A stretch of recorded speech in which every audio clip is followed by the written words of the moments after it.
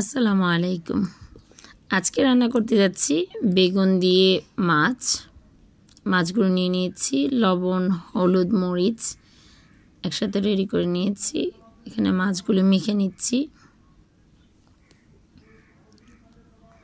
মাছগুলি ভেজে নিব।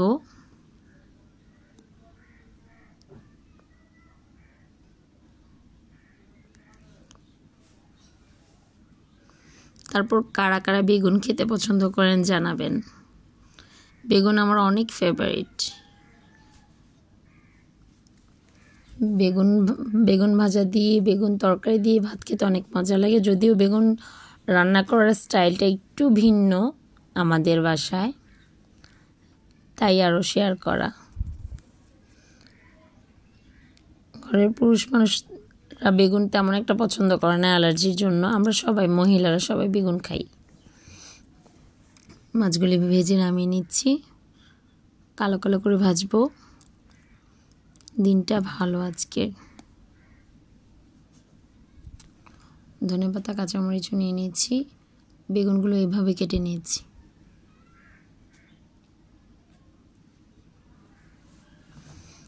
বেগুনগুলিকে তেলে ভেজে লবণ, শুধুমাত্র লবণ হলুদ দিয়ে ভেজে তারপর এটাকে নামিয়ে নিব।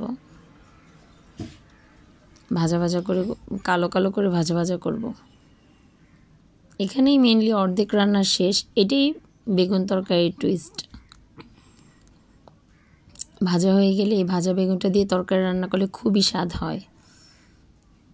আপনারা রান্না করে দেখতে পারেন। দিয়ে দিচ্ছি একটা আস্ত তেজপাতা, সাথে পেঁয়াজ। যেহেতু মাছে প্রচুর তেল গিয়েছে, বেগুন ভাজাতেও অনেক তেল খেয়ে রেখেছে বেগুনে, তাই এখানে অল্প পরিমাণে তেল ব্যবহার করব। নইলে রান্নার পরে আবার তেলটা পুরোটা ছেড়ে দেয়। এই জন্য অল্প তেলে পেঁয়াজটা ভাজছি। একে একে গুঁড়ো মশলাগুলো লবণ পরিমাণ মতো দিয়ে দেব। রসুনটা আগে আলাদা করে ভেজে নিচ্ছি।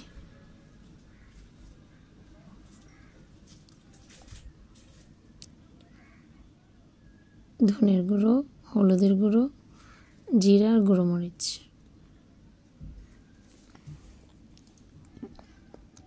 কষানোর জন্য একটু ঝোল দিয়ে দিলাম।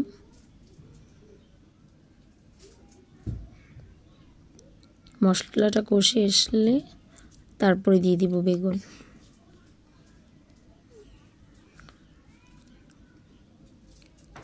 তরকারিতে আমরা সবসময় ঝোল দিয়ে তারপর বেগুন দিই। এই বেগুন তরকারির স্পেশালিটি হচ্ছে বেগুনটা তো হয়েই আছে, মাছের সাথে বেগুনটা সিদ্ধ হবে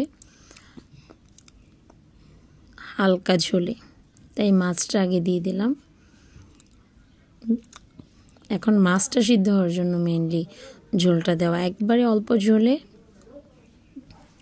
মাছগুলি ডুবিয়ে দিলাম। এখন মাছ আর বেগুন মাখা মাখা হয়ে আসলে, জালটা মাখা মাখা হয়ে আসলে জিরের গুঁড়ো দিয়ে দিব। দিয়ে দিচ্ছি কাঁচামরিচ চেরা, ফাইনালি ধনেপাতা। হয়ে গেল আমার স্পেশাল বেগুন তরকারি। এই বেগুন তরকারি পেলে 2 প্লেট ভাত নিমিষে সাবার হয়ে যাবে।